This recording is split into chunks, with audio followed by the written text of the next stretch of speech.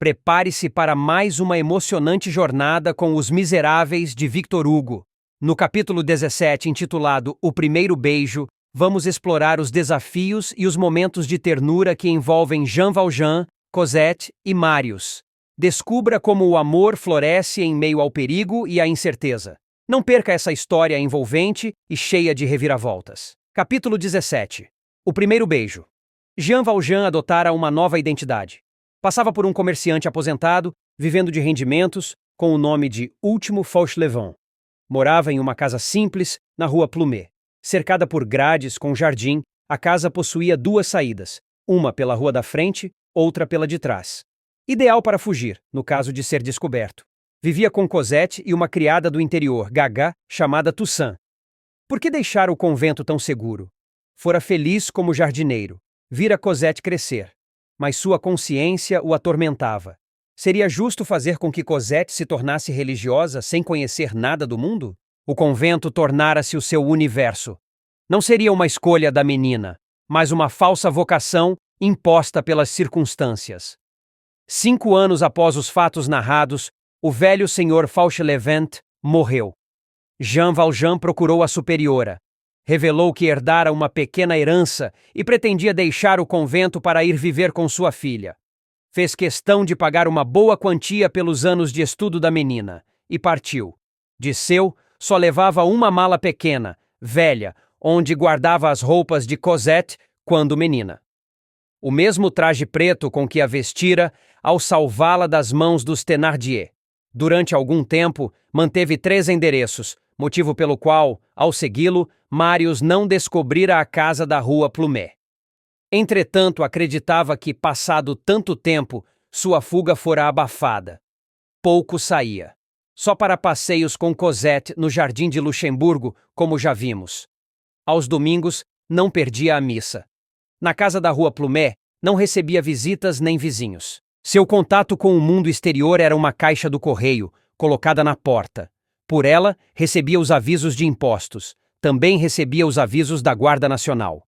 Esse é um detalhe importante, pois nos últimos anos se incorporara à Guarda Nacional, com o nome de Último Fauchelevent. Era um costume de muitos burgueses da época. Possuía um uniforme militar que vestia 3 ou 4 vezes por ano para participar das atividades da corporação. Tratava-se de um trabalho voluntário que lhe dava prazer. Ao mesmo tempo, ajudava a fazer com que ele se parecesse com um homem comum. Quando saía com a filha, vestia a farda, parecendo um oficial reformado. De noite, punha roupas de operário, com um boné a lhe ocultar parte do rosto. Cosette se habituara à vida misteriosa do pai. Criada entre as freiras, pouco conhecia do mundo. Um dia, ao olhar-se no espelho, percebeu que era bonita.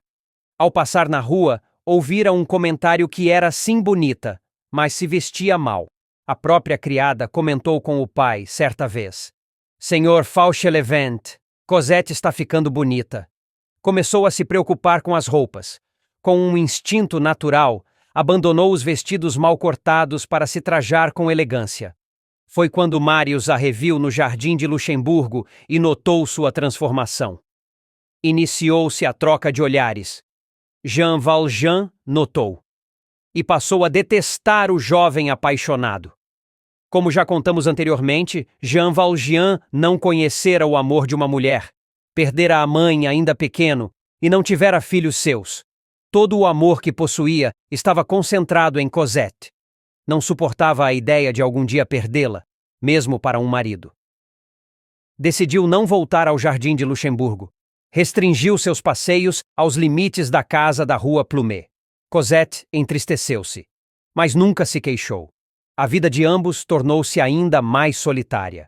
Sua única distração era praticar a caridade.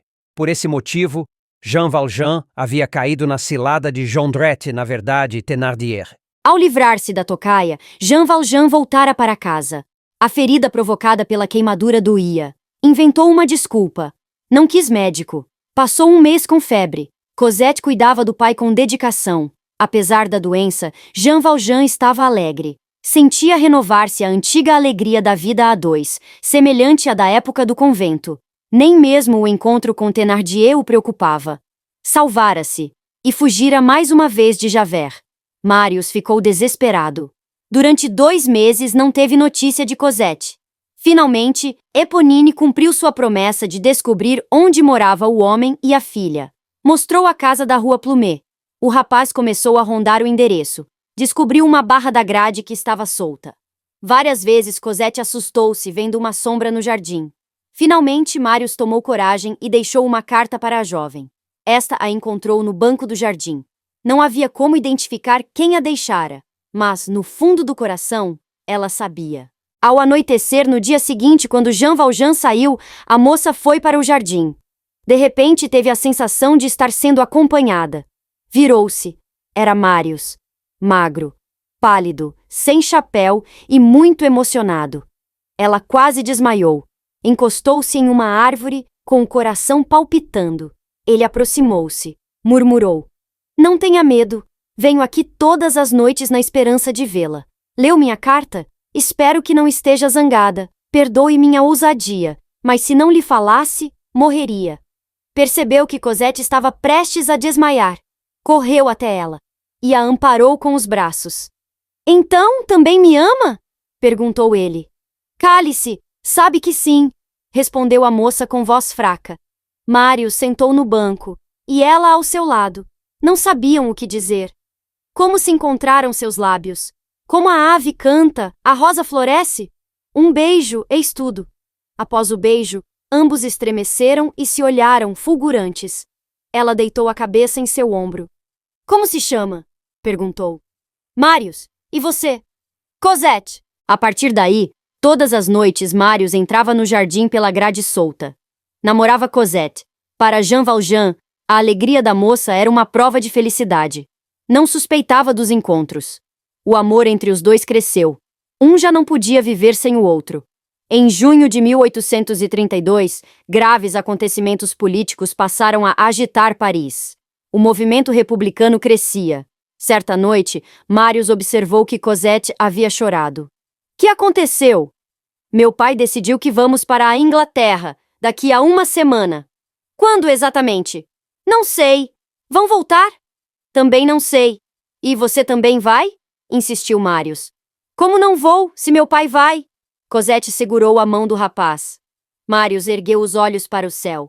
"Só me resta uma solução." "Qual?" "Não posso dizer."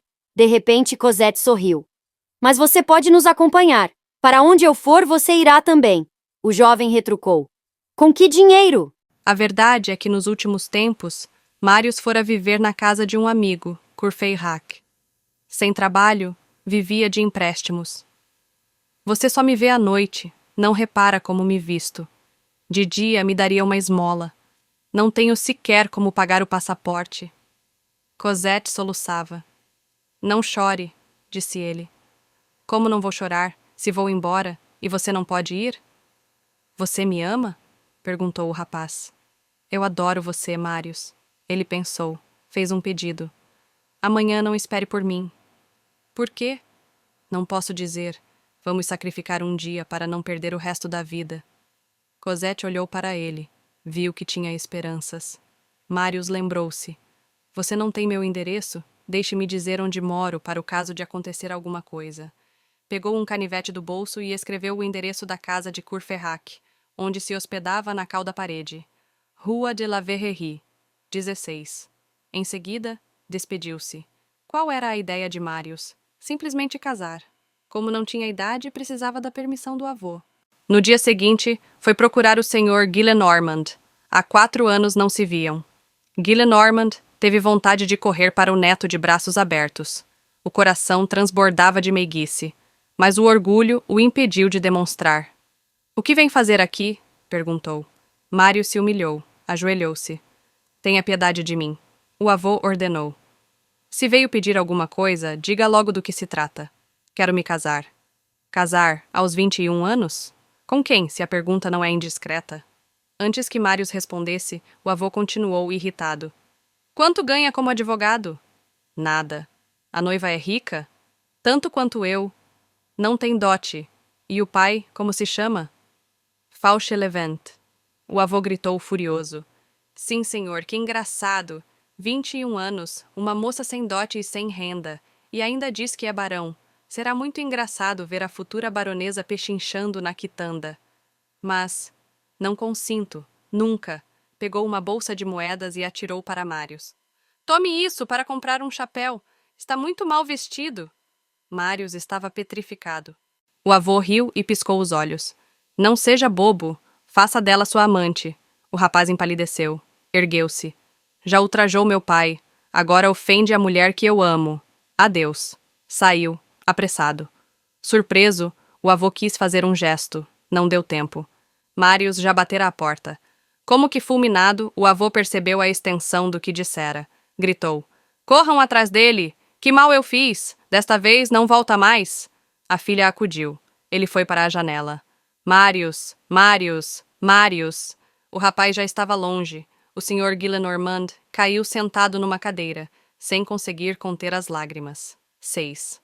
A Guarda Nacional era um agrupamento militar, formado pela população em 1789. Cansados dos privilégios exclusivos à nobreza, influenciados e apoiados pela burguesia, seus integrantes haviam tomado e destruído a Bastilha, prisão que representava a tirania dos governantes, e se apossado das armas lá existentes. Na Bastilha é que até então ficavam confinados os presos políticos considerados inimigos do rei.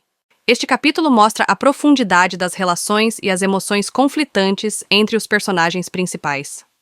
Jean Valjean, agora vivendo sob o pseudônimo de Último Fauchelevent, tenta manter a vida de Cosette segura e protegida, enquanto luta contra os fantasmas do passado e o medo constante de ser descoberto. A tensão entre o desejo de liberdade de Cosette e a necessidade de proteção de Jean Valjean revela a complexidade das escolhas que ele precisa fazer. A chegada de Marius na vida de Cosette adiciona uma nova camada de conflito. O amor floresce entre os jovens, mas é cercado de obstáculos, incluindo a oposição de Jean Valjean e a situação financeira precária de Marius. O capítulo destaca a força e a beleza do amor jovem, bem como as dificuldades que ele pode enfrentar em um mundo cheio de desafios e incertezas. A resistência de Gillenormand em aceitar o casamento de Marius reflete os valores e preconceitos da sociedade da época, onde a riqueza e o status social eram considerados essenciais para um casamento adequado.